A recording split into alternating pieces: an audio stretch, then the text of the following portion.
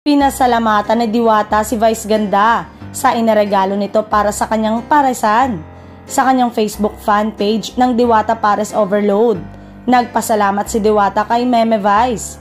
Hindi na itago ni Diwata ang kanyang saya dahil iniidolo niyang si Vice Ganda ang nagbigay sa kanya ng mga regalo. Sa isang video, makikitang kausap ni Diwata sa cellphone ng tila taong inutusan ni Vice tungkol sa mga padalang regalo. Ang ganda ng umaga ko kasi may magbibigay na naman sa atin ng regalo. Sino kayang nagbigay? Ani Diwata habang palapit sa isang L300 van.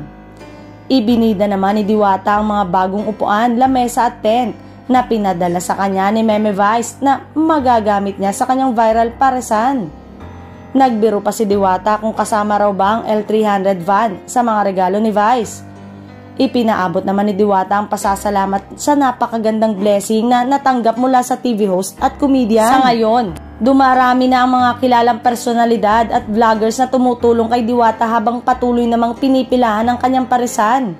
Samantalang, interesado naman ang kabog-gabol na matikman ng mga pares sa Metro Manila na dinarayo ng mga netizen matapos mapanood ang viral video ng mga ito sa social media platform.